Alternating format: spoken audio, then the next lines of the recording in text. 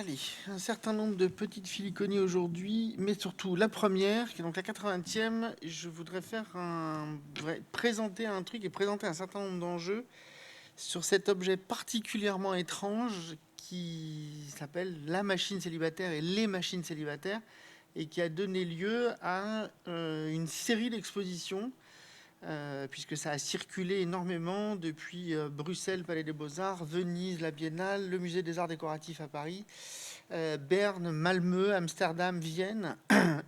Et cette exposition qui a été curatée par ce curateur important qui s'appelle Harald Zeeman. Harald Zeeman qui est né en 1933 et qui est mort en 2005, qui a été extrêmement important pour un certain nombre d'expositions, dont les deux plus célèbres, qui sont évidemment en 1969, Living Your Head, When Attitudes Become Form, qui a été une exposition à Berne, qui a été une exposition historique, dont un jour, il faudra qu'un jour je fasse sans doute un truc là-dessus, mais en tout cas historique, et cette exposition de 1975 sur les machines célibataires. Donc je ne vous présenterai pas d'images parce qu'on n'a quasiment pas d'images, parce que de toute façon c'est une exposition d'archives, mais donc je vous présenterai le catalogue que je vais circuler, et je vais essayer de vous dire des choses autour de cet objet et d'essayer de vous indiquer la compréhension générale de cet objet. La première chose qu'il faut comprendre, c'est que Harald Zeeman, il est extrêmement important pour avoir posé un jalon historique dans l'histoire de l'art sur cette idée de ce qu'on va appeler grossièrement le curateur artiste. C'est-à-dire quelqu'un qui assume dans un principe de curation de proposer aussi une relation, une structuration entre les éléments qui permettent en fait de concevoir une lecture et de travailler sur les lectures. Il va travailler sur une lecture particulière, sur un objet particulier, qui est ce qu'il appelle le concept des machines célibataires. Alors après, je vais essayer de vous expliquer et de revenir sur cet objet. Donc c'est une exposition de documentation essentiellement qui a circulé et qui a existé telle qu'elle, et qu'il faut comprendre sur cette manière suivante, c'est que la première chose, c'est que c'est donc un mélange d'art, d'œuvres, de littérature, de science-fiction et d'imaginaire technique, ça j'y reviendrai. La deuxième chose, c'est que c'est un mélange d'œuvres historiques et contemporaines. Ça aussi, ça a été important dans le jalon sur ce mélange en fait des genres et des objets. Et la troisième chose, c'est que c'est un mélange, ça aussi c'est extrêmement important, de dispositifs fictionnels et de machines imaginaires. Et je vais essayer de revenir sur ces choses pour essayer de vous faire comprendre l'ensemble de cet objet. La première chose qu'il faut comprendre sur cette exposition et sur ce catalogue, la première chose qu'il faut comprendre, c'est que ce processus est une citation. Et cette citation, elle renvoie à un ouvrage qui a été publié en 1954 de Michel Carrouge, qui s'appelle « Les machines célibataires », à l'intérieur duquel Michel Carrouge, donc théoricien, analyse un motif qu'il considère comme étant récurrent dans l'histoire moderne de l'art, qui sont, je cite, des machines symboliques liées au désir. Toute l'exposition, enfin tout le travail de Carrouge, tout le travail de Zeeman sera donc de réfléchir sur ces objets particuliers qui sont des dispositifs techniques qui produisent de la symbolique, mais une symbolique qui est particulièrement liée à une question d'un désir, et particulièrement dans l'espace moderne, contemporain, qui est un désir frustré, non réalisé et non assouvi. Donc tout ce qui vous revient, qui générera en fait une problématisation de l'inassouvissement du désir. C'est-à-dire cette question de ce que Carrouge appellera lui-même les figures du désir sans fin, un désir non finalisé, qui est cette grande question à l'intérieur duquel toutes sortes de médiums, dont le cinéma, dont la sculpture, dont l'installation, dont un nombre incalculable de cinéas et la littérature vont travailler. Donc j'essaierai de vous présenter ensuite un certain nombre de choses autour de ça.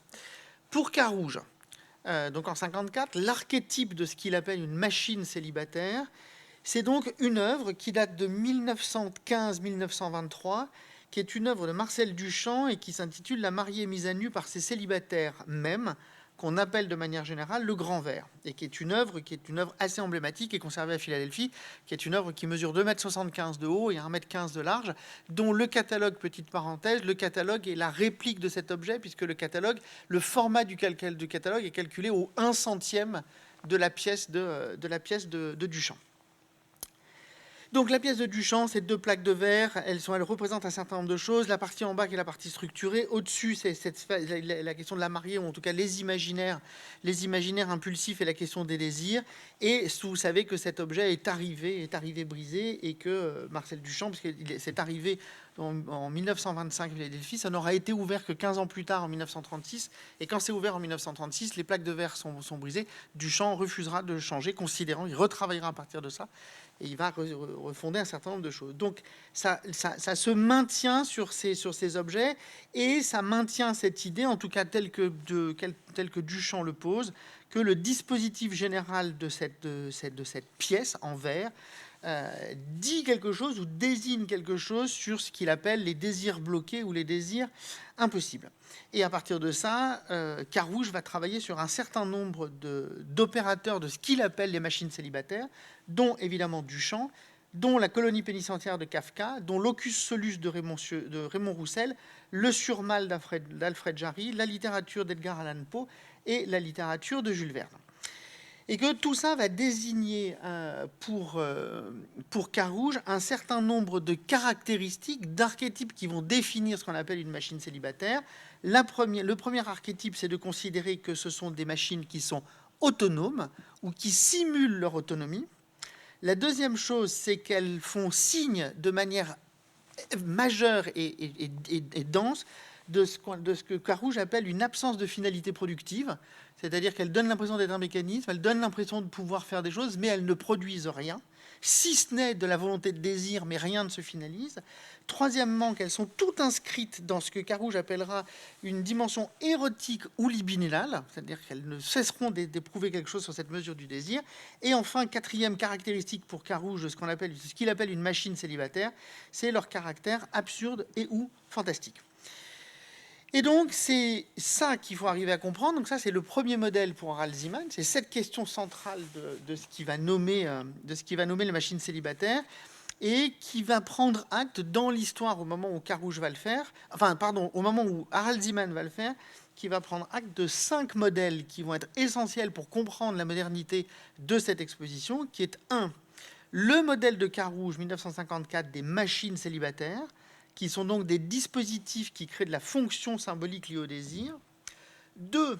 Le concept publié en 1958 par Simondon de ce qu'on appelle la machine-organe, qui sont des dispositifs qui créent ou semblent créer de l'autonomisation, dans son ouvrage sur les modes d'existence des objets techniques. 3. La question de ce qu'on appelle les machines désirantes, donc dont le concept est posé en 1972 par Deleuze et Guattari dans l'anti-Oedipe, et qui consiste à penser des dispositifs qui créent de la fonction désirante, positive ou négative d'ailleurs, plutôt positive pour Deleuze. 4. La question de la machine mythologique, énoncée et publiée en 1977 par Fourier-Yezi, qui tente à créer des dispositifs qui pensent et qui produisent un faux mythe originel, c'est-à-dire un mythe creux, mais qui se pose comme un mythe originel. Et le 5e et dernier élément, qui sera repris ultérieurement, qui est évidemment le concept de machine de vision, qui sera théorisé par Paul Virilio en 1986, pensé comme des dispositifs de contrôle qui modifient la perception des espaces. Et donc, c'est ces 5 grandes machines qui sont un regard sur cette question de la modernité et la compréhension complexe de la modernité. Alors, une fois qu'on a compris ça, la question du projet curatorial. C'est quoi le projet curatorial de Zeeman pour les machines célibataires ? 1.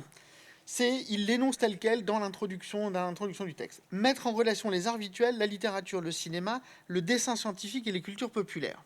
Ça, c'est la première chose. 2. Zeeman essaye de montrer comment un même motif a la capacité, c'est propre à la modernité, de traverser plusieurs disciplines. Et ça, c'est une grande question, et notamment, c'est évidemment cette question du désir libidinal, et qui, pour lui, traverse tout ça, et qui constitue un des grands motifs de la modernité, de la lecture de la modernité. Et à partir de ça, il va essayer de développer une pratique, donc fondée sur ces 2 éléments, une pratique qui pense l'exposition comme un médium conceptuel et intellectuel, c'est-à-dire que là, l'exposition devient une modalité de lecture, devient une modalité d'interprétation, et pas juste un endroit où on montre des trucs sur le mur. C'est-à-dire que l'exposition devient un espace intellectuel, il le dit tel quel, il devient un médium intellectuel et conceptuel. Et enfin, il va énoncer cette question qui va être radicale pour la modernité, qui est de considérer que le commissaire, la curatrice, le curateur agit comme une autrice ou un auteur. Et ça, c'est extrêmement important de considérer. Zeeman dira cette chose-là. Il décrira lui-même dans son introduction l'idée que l'exposition est la visualisation d'un fonctionnement de l'esprit. Et ça, c'est une des conditions pour la modernité et pour le contemporain qui est extrêmement important. Une visualisation d'un fonctionnement de l'esprit. C'est extrêmement important. Alors, je pense que c'est strictement illisible, mais ça, c'est la liste à l'intérieur du catalogue, mais comme il circule, vous pourrez regarder, c'est la liste de ce qu'il appelle les machines célibataires. Donc, il y a toute une liste des machines célibataires, la partie du 19e, et puis après sur la question du 20e. Donc, il y a toute une liste assez fascinante sur ces machines célibataires. Cette liste donc constitue le format curatorial de l'objet. C'est à partir de ces objets qui sont à la fois des objets dans le cinéma, dans la littérature, dans l'histoire de l'art, qui sont ces machines célibataires. Une fois que ça a été fait, une fois qu'il a conçu cette liste, ensuite de ça, il a travaillé avec Jean Clair à la réalisation du catalogue dont vous voyez l'image à cet instant. Et ensuite de ça, il y a eu une série de gens qui ont été invités à travailler sur ces objets et qui ont produit de la documentation. Et dans l'ordre, vous avez Harald Zeeman qui le premier produit un texte qui s'appelle Les machines célibataires, Michel Carrouge qui produit un texte qui s'appelle Mode d'emploi, qui est une reprise du texte de Carrouge. Il y a une lettre de Duchamp à Michel Carrouge. Il y a un texte de Gunther Metken qui est sur la question de l'homme-machine. Un texte de Michel Serres sur le concept d'exposition. Un texte de Basenbrock sur la question de l'Immaculée Conception, et posant l'idée que l'Immaculée Conception est la première machine célibataire qui existe, qui est un texte assez drôle par ailleurs. Un texte de Michel de Certeau sur les arts de mourir. Un texte de Jean-François Lyotard qui est extrêmement passionnant, qui porte le titre étrange où l'on considère certaines parois comme les éléments potentiellement célibataires de quelques machines simples. C'est un texte assez fascinant. Un texte d'Alain Montes, un texte de Gilbert Lascaux sur les mécaniques qui porte le titre de Les mécaniques, la baise, la non-baise, la peinture, les jeux de mots, etc. Un texte de Peter Gorson sur la machine humiliante. C'est un texte assez intense, extrêmement important. Un texte de René Radrizzani sur Roussel. Un texte d'Arturo Schwartz sur la machine célibataire alchimique, donc une relecture à partir de dispositifs beaucoup plus anciens. Un texte de Marc Lebotte sur le mythe. Et un texte de Jean Clair qui finit le truc, qui s'appelle L'ultime machine. Bon, et ça permet d'avoir une espèce de cadre générique qui pose une sorte d'idée de ce dont traitent des questions de la machine célibataire. Alors, moi, je vais essayer de vous proposer, quatre thèses, 4 choses qui vont essayer de rassembler ce que sont les enjeux théoriques de cette exposition. Le premier enjeu de l'exposition, qui est un enjeu qui tente d'essayer de dire quelque chose, de montrer quelque chose sur une des crises du XXe siècle, qui est la relation entre technologie et subjectivité. C'est la crise la plus compliquée, la chose la plus compliquée. Qu'est-ce que fait l'être singulier dans des dispositifs qui sont toujours de plus en plus techniques et toujours de plus intenses? Ça, c'est la première chose. Et c'est cette idée que la machine célibataire serait cette image, cette représentation de cette tentative, de cette subjectivité qui tourne en rond dans des dispositifs techniques de plus en plus compliqués et qui écrase la fonction désirante et le désir des êtres. Le deuxième concept central de cette exposition, c'est ce que Harald Zeeman dira lui-même, qui est la relation qui est absolument archétypale du XXe siècle, qui est la relation entre érotisme et mécanisme, et qui est liée évidemment au mécanisme du Champien et au mécanisme du grand verre chez Duchamp, qui pose les 4 concepts qui sont liminaires pour Duchamp, qui est la question de la mécanique, le rapport que nous entretenons à la mécanique, la question de la sexualité et de la transfiguration de la sexualité dans la mécanique, et à partir de ça, qui est le propre définitoire de la machine célibataire, qui est donc l'impossibilité de la rencontre. Puisque y a une incomplétude entre la singularité, la technologie et la mécanique. Et à partir de ça, ça propose cette impossibilité de la rencontre et ça fabrique techniquement ce que Carrouge et Zeeman appellent des machines célibataires, qui sont des machines qui sont là, cette sorte d'image, de représentation de cette terreur du désir qui ne peut s'assouvir. Le troisième grand concept autour de ces questions-là et autour du projet de Zeeman, c'est de considérer que ces machines ont une très très forte tendance, donc elles ne permettent pas la rencontre, elles ne permettent pas de produire la rencontre dans les espaces qui sont les nôtres, mais en revanche, elle va produire deux choses. Elle va produire des imaginaires symboliques et des imaginaires mythologiques extraordinairement puissants. Et que c'est ça qu'essaye de montrer cette exposition, c'est d'essayer de montrer à quel point, dans la modernité, les machines produisent un imaginaire et un mythe moderne, qui est donc un mythe technique, infondé, vide, mais qui pour autant donne l'impression qu'il est originel et pour autant donne l'impression qu'il dit quelque chose de l'être, de la relation de l'être au monde, etc., etc. Et pour évidemment, ça ne marche pas. Et donc, c'est précisément ça que montreraient ces machines imaginaires, ces machines célibataires. Elles montreraient cette infinie puissance désirante, cette incapacité de la rencontre, et donc cette incapacité à produire quoi que ce soit. Et enfin, le quatrième grand concept qui est produit par Harald Zeeman, c'est l'idée que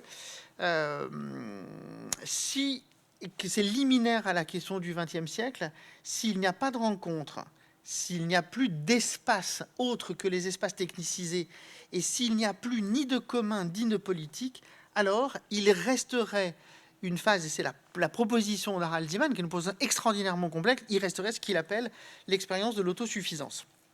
Et de considérer que l'expérience de l'art moderne, de l'art contemporain, serait une expérience historique de cette phase de l'histoire de l'humanité qui atteindrait cette autosuffisance et cette tristesse fondamentale de ne pas produire de rencontres. C'est précisément ça qu'induisent les machines célibataires, c'est précisément ça que dit cette exposition, ou essaye de montrer cette exposition, et particulièrement ce qu'il en reste aujourd'hui, puisque c'était de la documentation, le catalogue que vous avez entre les mains. Donc voilà, c'est bien ce que je disais tout à l'heure, hein, c'est-à-dire que ce sont, pour Harald Zeeman, une exposition, c'est une visualisation d'un fonctionnement de l'esprit, et ben c'est ça qu'il essaye de faire, et c'est ça qu'il va ouvrir comme expérience pour l'histoire de la modernité. C'est cette expérience si particulière que concevoir une exposition, c'est dire quelque chose de ce qui constitue le possibilité ou impossibilité des espaces, possibilité ou impossibilité de ce qui constitue le cœur de nos communs ou de nos collectifs. Et puis évidemment, s'ajoute par-dessus ça que ça ne peut advenir, ne peut être fait que parce que quelque chose de l'ordre de l'exposition prend en charge la fabrication de ces images et la relation de ces images, et que cette prise en charge, elle se lie à une autre expérience qui va être fondatrice pour le XXe siècle, qui est la question de la construction des récits. C'est-à-dire vraiment cette idée que il va falloir fabriquer des récits, il va falloir fabriquer des pratiques diégétiques pour raconter toutes ces choses-là. Et donc, on est liminairement dans une des expériences les plus importantes de ce qu'on appelle l'histoire contemporaine et de ce qu'on appelle l'histoire, cette révolution qui est posée sur ces histoires d'exposition, de principes curatoriales, qui donc vont à la fois produire de l'image, mais surtout produire à partir des images la possibilité de construire une vision intellectuelle, une visée intellective du monde, et par-dessus ça, rajouter du récit, de la diégèse, qui va essayer d'augmenter ce rapport. Supposément qu'à partir de ça, ça puisse aussi ouvrir à une expérience, à une conscience du monde. Conclusion. J'essaye de vous faire une conclusion la plus rapide possible et la plus synthétique possible pour essayer de vous dire qu'est-ce que c'est que cette machine célibataire et qu'est-ce que c'est que cette exposition si particulière d'Harald Zeeman.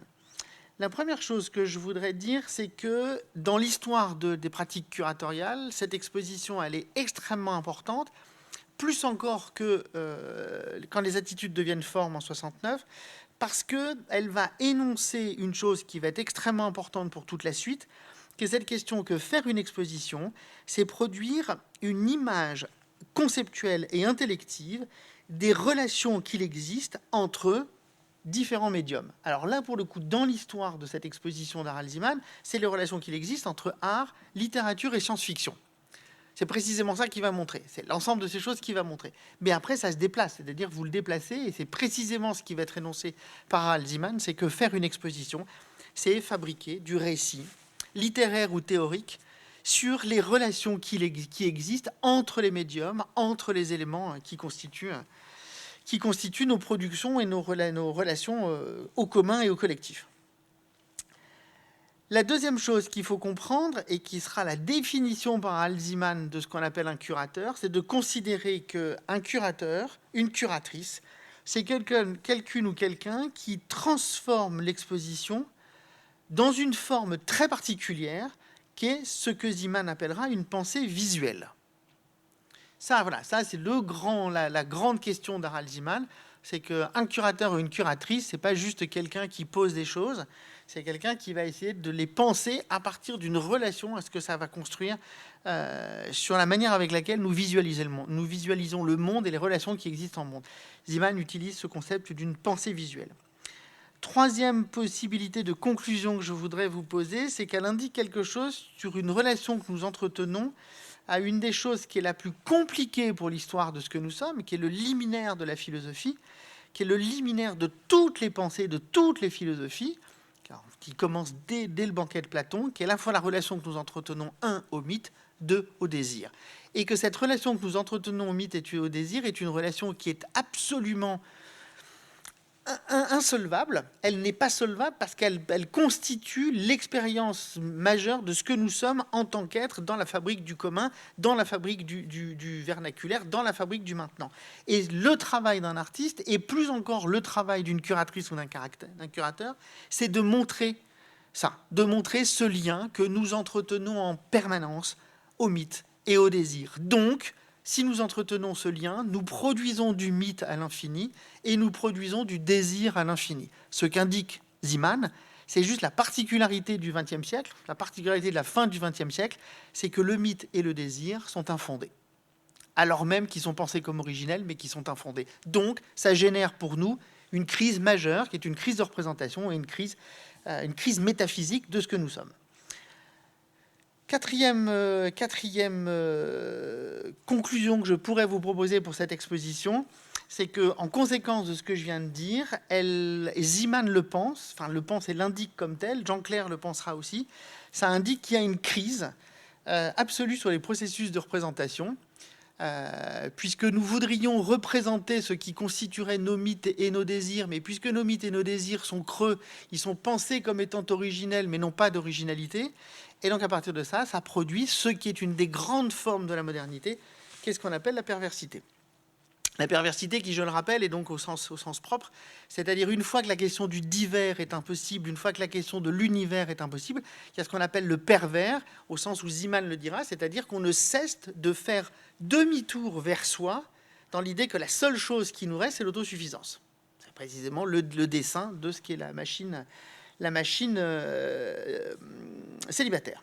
Et enfin, dernière question, qui est une des choses importantes pour Zeeman, et qui va désigner aussi la grande question de ce qu'est la curation pour la modernité, c'est de considérer qu'une des formes les plus importantes qui nous intéresse, c'est la question du flux. C'est-à-dire que faire une exposition, montrer des choses, c'est pas simplement montrer des petits éléments qui disent vaguement un petit truc sur le monde, non, c'est montrer un flux. C'est montrer que tout ça entretient des relations permanentes, dynamiques, très profondément dynamiques, avec les autres images, avec les autres œuvres, avec les autres temporalités, avec les autres, avec les communs, etc., etc. Et que ce flux est à la fois cette pulsion désirante, puisqu'elle soit jusqu'à des niveaux de grande perversité, et la constitution de ce que nous sommes en tant que commun, et qui serait la constitution de ce qui est l'enjeu d'une curatrice ou d'un curateur, c'est montrer cette question-là, c'est-à-dire montrer la modernité du flux et la modernité infinie de la pulsion. Voilà pour les machines célibataires.